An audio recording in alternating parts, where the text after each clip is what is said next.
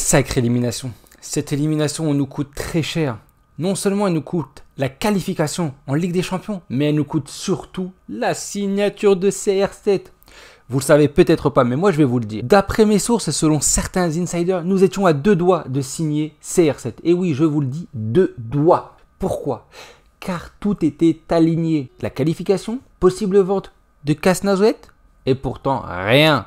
CR7 va rester, il va partir dans un pays lointain là-bas, là, à Manchester City. Pourquoi? Pour jouer avec Guardiola, alors qu'il aurait pu jouer avec Kovac? Eh non. Cette élimination coûte beaucoup plus cher. Et oui, il ne viendra pas. CR7 ne sera pas monégasque. Bienvenue à vous pour cette nouvelle vidéo d'analyse du match Shakhtar-Monaco, match retour de barrage de Ligue des Champions qui malheureusement nous a vu éliminés. En tout cas, c'est parti, let's go! J'ai pas les mots. On a fait le match qu'il fallait, tout était bon, on avait tout réuni pour ce match et on n'a pas réussi. On y était tellement presque, mais pourtant, c'est pas passé. Franchement, je sais pas du tout par où commencer. Je sais pas qu'est-ce qui s'est passé, j'arrive pas à comprendre. C'est tellement surréaliste ce qui s'est passé hier. Surréaliste. Non, on ne peut pas perdre. On ne peut pas perdre. Vous allez me dire, on n'a pas perdu. Certes, on n'a pas perdu, mais on n'a pas gagné. Et même si on avait gagné 2-1, ça aurait pas été suffisant. Et c'est là où on se dit, putain, ce début de saison est tellement d'une frustration incroyable. C'est la frustration. Ce début de saison, ce mois d'août, synonyme de frustration. À côté du mot frustration dans le dictionnaire, vous avez synonyme AS Monaco, mois d'août 2021-2022. C'est horrible. C'est vraiment horrible. Je sais pas ce qui s'est passé. Je ne comprends pas du tout pourquoi on en est arrivé là. C'est surréaliste. Tout simplement surréaliste. 22 tirs.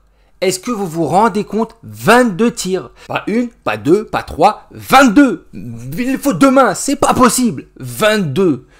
Les expected goals, j'y comprends que dalle. Mais hier, j'ai compris. C'est qu'on aurait dû marquer 4 buts. On aurait dû marquer 4. Eux, 0,8. Même 1, ils auraient pas dû le mettre. Ils en ont mis 2.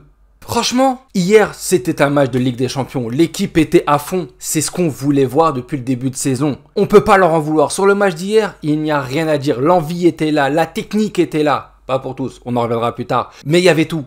C'est frustrant. Je l'ai dit, je vais le redire. C'est frustrant. Ben Yedder, j'adore ce joueur. Dieu seul sait à quel point j'aime ce joueur. Il est extraordinaire. Il est technique. Il a un bon toucher de balle. Il sait contrôler sa balle. Mais hier, on l'a tous saucé. Ouais, monsieur Piqué, monsieur Piqué. Stop tes piqués. T'es excellent dans tes piqués. Mais là, hier, notamment à la 45e minute, fallait pas faire le piqué. Fallait faire le plat du pied. Le plat du pied sécurité. Plat du pied, sécurité. C'est ce qu'il fallait. La balle serait rentrée doucement. Wahda wahda, one step by step, piano by piano. Je sais pas comment le dire en quelle langue, mais elle serait rentrée et ça aurait fait 3-0. On a tous vu le piqué, on a dit oui. J'étais là, j'étais à 2 doigts d'exploser, mais non, elle est passée à côté. Et là on le voit faire ça. Plat du pied, t'es droitier, t'étais dans le bon angle. Pourquoi t'as fait ça? Pourquoi? Autant l'autre occasion où c'est Piato qui fait l'arrêt, tu peux rien lui dire. L'angle était fermé, le gardien arrivait vite, il a fait ce qu'il pouvait. Pourquoi pas? Franchement, on va pas lui reprocher ça. Mais cette occasion-là, honnêtement, il n'aurait pas dû la vendanger de cette manière. Mais après, ce qu'on peut lui en vouloir? Il avait beaucoup donné, 45 minutes, il s'était donné à fond. Ça arrive. Alors, tout le monde va pas mettre 4-5 buts, c'est pas tous des Messi, c'est pas tous des CR7. Je pense que lui, il a pas dû bien dormir. Il a dû dormir très mal. Déjà, en plus, ils ont eu des retards, des problèmes pour le retour. Ça a dû faire mal.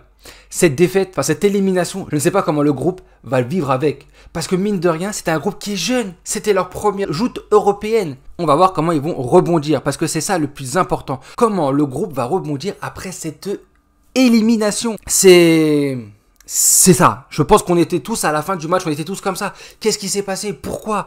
Le Shakhtar, j'adore Ade Azerbi ou Deserbi, je sais pas comment prononcer, pas les couilles. J'adore ce entraîneur, il a vraiment... Mais hier, c'était de la bouillabaisse, c'était de la bouillie, c'était de la merde ce qui nous a représenté avec le Shakhtar. Le Shakhtar n'a pas joué, ils étaient perdus. On les a bouffés, on les a croqués. Même Gelson Martin, c'était devenu un Neymar le bordel, il driblait tout le monde. C'était incroyable. Et pourtant, quand les dieux du foot ne sont pas avec vous, eh ben ça se voit. Maintenant, je vais en revenir un peu à des cas individuels. Je vais commencer par le coach. Coach Kovac joue avec la même équipe à chaque fois. Le 11 de départ était top. C'était celui de l'an dernier, celui qui marchait sur tout le monde. Enfin, reste avec ce 11, s'il te plaît. Yarham Weldig, s'il te plaît. Mais tes changements, tu te les mets là où je pense. Et franchement, tu te les mets bien profond. Tu peux pas faire du coaching comme ça. Tu peux pas. Sortir Ben Yedder et Gelson qui étaient les seuls à être percutants, les seuls à garder le ballon, les seuls à provoquer. Pour faire rentrer qui? Jean Roucas. Et je sais même plus c'était qui l'autre qui est rentré? Diop? Non, t'avais pas le droit. Diop était pas dans son match. Et Voland.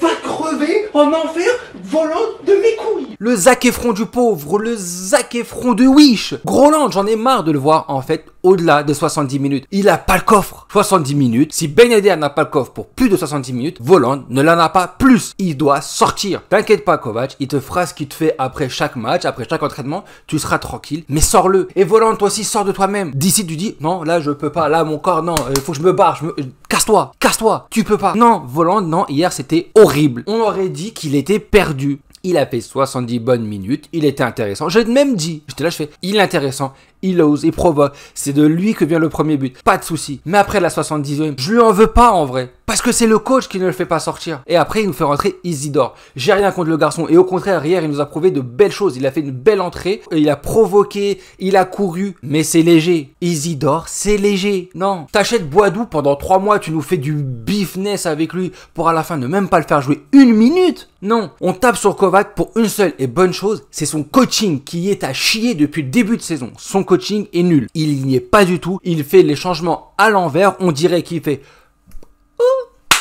Ah, bah c'est toi qui sors. Non, non, non. Ben Yedder avait le coffre. Il aurait pu faire 10 minutes de plus. Il aurait pu faire la première. Il aurait pu. Bah non. Et après, tu fais pas rentrer Boadou. Pourquoi? Et CJB, il a été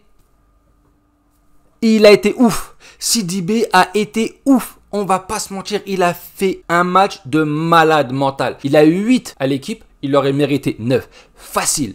Il a été monstrueux. Et son remplaçant, c'est qui? C'est Aguilar. Et est-ce que Aguilar a un niveau international? Non. Est-ce que Aguilar a un niveau européen? Non. Il n'est pas assez fort dans la tête. La tête, ça ne va pas. Il est léger. Il est un joueur de Montpellier pour un niveau de Montpellier, mais pas pour être au-dessus. Et on l'a vu hier. Dès son entrée, il n'était pas. Il était perdu. Le petit blond, là, l'Ukrainien, là. Frère, même avec des crampons qui étaient pas les bons, il passait. Arrêtez vos conneries 5 minutes. Aguilar joue. On lui en veut pas sur le but. Le CSC en lui-même, bah, c'est pas de sa faute. Il a pas fait exprès. C'est un but contre son camp. Mais c'est toute l'action. Que ça part de Voland qui ne pouvait plus faire un jeu. Fofana qui était cramé. Tu fais rentrer Jean Roucas, mais au milieu ne le mets pas ailier, ce n'est pas un ailier. Déjà que techniquement il est pauvre, tu le mets en ailier, c'est vraiment que t'as rien compris. Roucas, wesh. Il était même pas...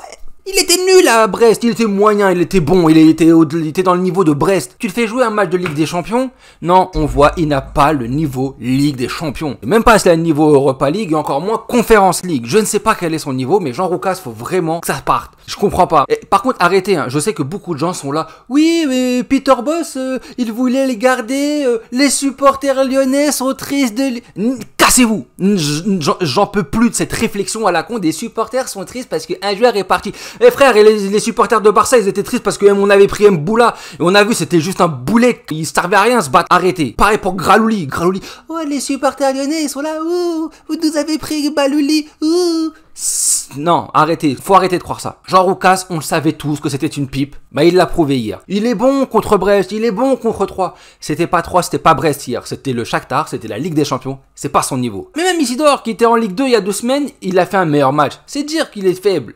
Bref, honnêtement, c'est la frustration. On peut pas en vouloir aux joueurs, ils ont donné leur maximum. Moi, j'en veux un peu au coach parce que vraiment, ces changements, ce niveau tactique, pour moi, il s'est merdé. Le 11, top, génial, rien à dire. J'y croyais pas au départ, mais là, c'était top. Mais après, ces changements complètement à la ramasse. Il s'est trompé sur tous les joueurs qu'il a changé. Gelson gardait la balle, provoquait. Ben Yedder, pareil, c'était le seul qui avait tenté. Roland, j'ai encore son action là à la 87e minute. Mais rentre-moi dans ce putain de ballon, rentre, fonce dedans, mets ton corps, mets ton bille, j'en sais rien, fais un truc. Mais non, il était là, il était au ralenti. Le pauvre, ça faisait 87 minutes, il avait pas le coffre. Peut-être qu'au mois de mai, il aura le coffre. Mais là, il l'a pas. On voit que notre banc est faible. Si tu veux jouer l'Europa League, et si tu veux jouer le championnat, et si tu veux être compétitif dans les deux, le mercato devra être là pour pouvoir compenser ça. Et c'est pas avec des Jean Roucas, c'est pas avec des Jacobs. On va tout mettre maintenant sur le match de dimanche. Et là, il va falloir se réveiller et montrer quel type de joueur nous avons au sein du club. En tout cas, on attend vraiment un bon mercato de Mitchell. Et là, on compte sur lui parce qu'on n'en a pas envie d'avoir d'autres joueurs à 3 francs 6 sous.